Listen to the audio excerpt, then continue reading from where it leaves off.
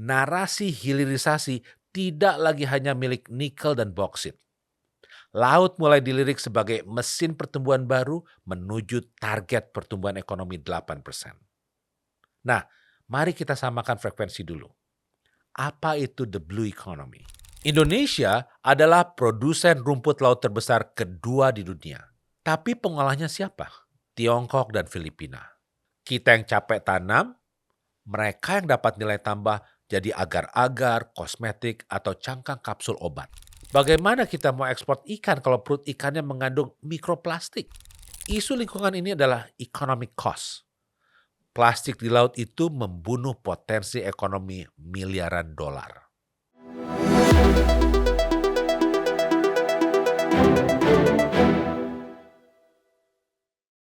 Halo semua, selamat datang kembali di podcast Linomics. Saya Fahlino Suib, dan di sini kita ngobrol santai tapi serius soal ekonomi Indonesia dan peran kita di dalamnya.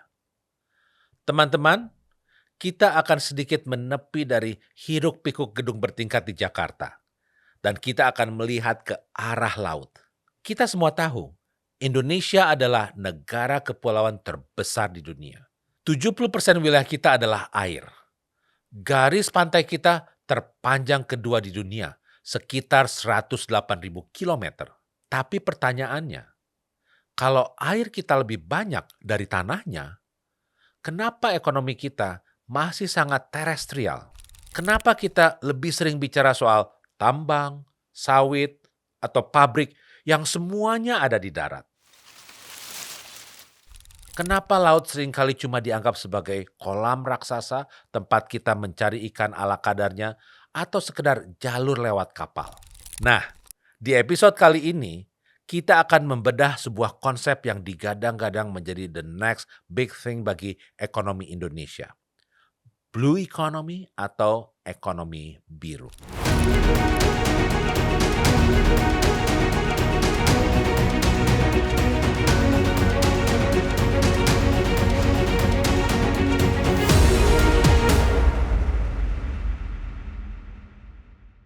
Kenapa topik ini penting sekarang?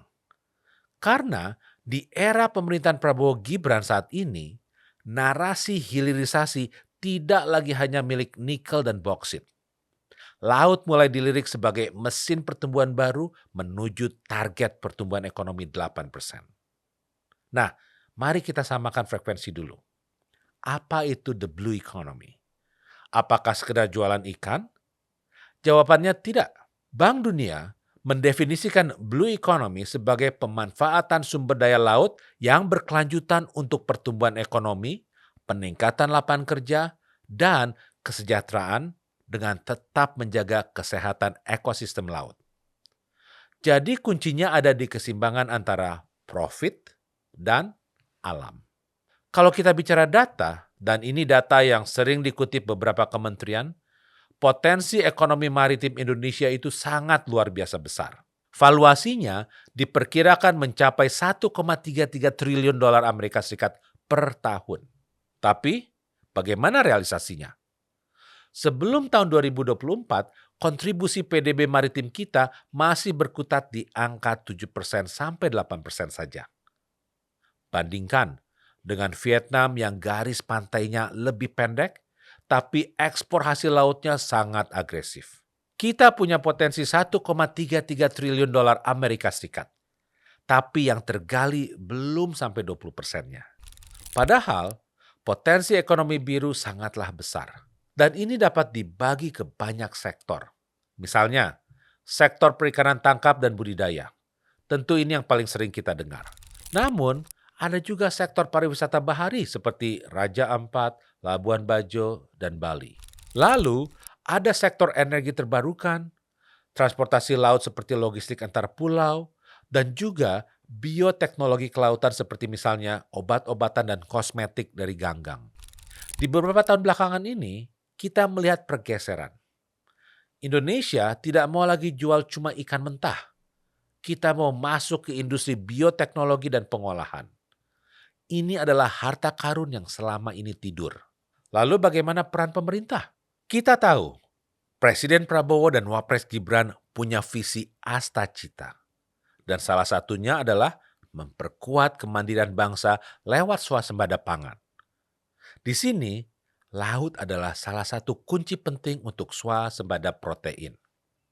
Nah, mari kita lihat kebijakan ekonomi pemerintah saat ini terhadap ekonomi biru atau blue economy. Setidaknya ada 3 pilar utama yang sedang dijalankan. Yang pertama, hilirisasi perikanan atau the blue downstreaming. Kita sudah sukses dengan hilirisasi nikel. Sekarang konsep itu dibawa ke laut. Pemerintah tidak ingin kita ekspor rumput laut mentah. Indonesia adalah produsen rumput laut terbesar kedua di dunia. Tapi pengolahnya siapa? Tiongkok dan Filipina. Kita yang capek tanam, mereka yang dapat nilai tambah jadi agar-agar, kosmetik, atau cangkang kapsul obat. Kebijakan Prabowo Gibran saat ini mendorong investasi pabrik pengolahan di sentra-sentra perikanan seperti Maluku dan Sulawesi.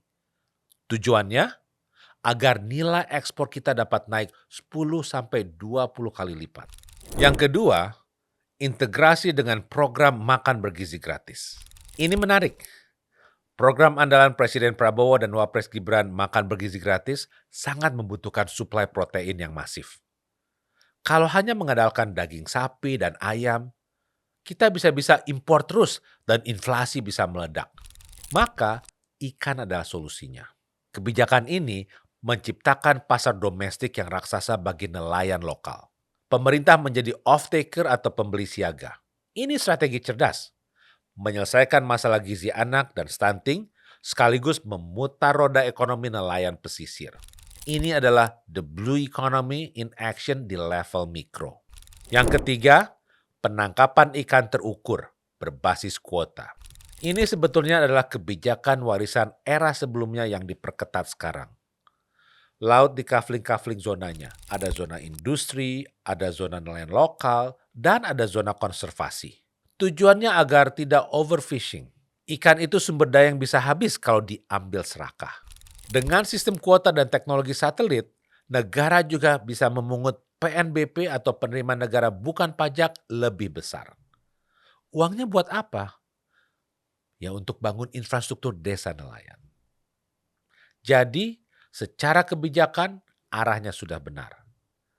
Mengubah mindset dari berburu menjadi membudidaya dan mengolah. Tapi, jangan tepuk tangan dulu. The blue economy punya musuh besar. Dan musuhnya kadang adalah diri kita sendiri. Ada 2 isu kritis yang harus kita soroti dan ini terkait dengan blue economy. Yang pertama, sampah plastik. Teman-teman, data menunjukkan Indonesia masih menjadi salah satu penyumbang sampah plastik laut terbesar. Bagaimana kita mau menjual wisata bahari kalau terumbu karangnya tertutup sampah misalnya? Bagaimana kita mau ekspor ikan kalau perut ikannya mengandung mikroplastik? Isu lingkungan ini adalah economic cost. Plastik di laut itu membunuh potensi ekonomi miliaran dolar. Yang kedua, melalui blue carbon dan perdagangan karbon. Ini topik menarik. Hutan mangrove dan seagrass kita menyimpan karbon 4 hingga 5 kali lebih banyak daripada hutan hujan tropis di darat. Dan Indonesia memiliki sekitar 17% cadangan blue carbon dunia seperti hutan mangrove seluas 3,3 juta hektar. Ini potensi cuan dari carbon trading. Negara maju misalnya mau membayar kita untuk menjaga mangrove. Tantangannya, seringkali mangrove ini dibabat untuk jadi tambak udang atau perumahan mewah.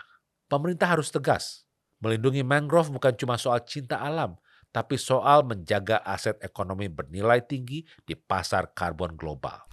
Dan jangan lupa, kontroversi ekspor pasir laut yang sempat ribut beberapa tahun lalu. Ini ujian bagi pemerintah. Apakah demi pemasukan negara jangka pendek, kita rela mengeruk dasar laut yang bisa merusak ekspor ikan jangka panjang? Keseimbangan ini yang sedang diuji. Sekarang, pertanyaan berikutnya, kenapa kita masyarakat umum harus tahu dan peduli soal blue economy? Jawabannya, karena ini menyentuh langsung kehidupan kita. Yang pertama, terkait harga pangan dan inflasi. Misal, bila blue economy gagal, stok ikan turun, harga protein naik. Ingat, ikan adalah sumber protein termurah bagi rakyat Indonesia. Gagal mengelola laut berarti ancaman bagi isi piring kita sehari-hari. Yang kedua, lapangan kerja masa depan. Banyak kaum muda, ingat ini, kerja di sektor laut bukan cuma jadi nelayan tradisional. Ada peluang jadi marine biologist, data analis untuk smart fishing, atau pengusaha startup aquaculture. Sektor ini tentunya butuh sentuhan teknologi digital yang jadi keahlian anak-anak muda. Yang ketiga, menyangkut kualitas hidup. Ingat, laut adalah regulator iklim. Bila laut rusak, cuaca ekstrim makin sering, banjir rob makin tinggi. Rumah kita di pesisir utara Jawa terancam. Ini bukan soal ekonomi negara, ini soal tempat tinggal kita. Sebagai penutup, ekonomi biru adalah tiket Indonesia untuk menjadi negara maju yang unik. Kita tidak selalu perlu meniru Jerman atau Amerika yang basisnya kontinental. Kita adalah negara maritim. Jalur kemajuan kita ada di air. Tentu pemerintahan Prabowo Gibran punya tugas berat untuk memastikan hilirisasi maritim berjalan tanpa merusak ekosistem. Dan kita punya tugas untuk mendukung produk olahan laut lokal dan stop buang sampah sembarangan. Ingat, laut bukan tempat sampah. Laut adalah masa depan. Sudah saatnya raksasa tidur ini bangun dan berlari. Terima kasih teman-teman semuanya. Tetap semangat, tetap optimis. Sampai jumpa di episode berikutnya. Saya Fahlino Suib.